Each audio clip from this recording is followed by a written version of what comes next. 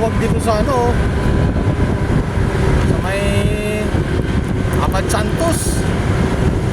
Yan yung ano pala, epekto ng mahal ng gasolina. Wala na masyadong magamit ng mga sasakyan dahil yun nga, mahal din eh. Talaga naman talaga.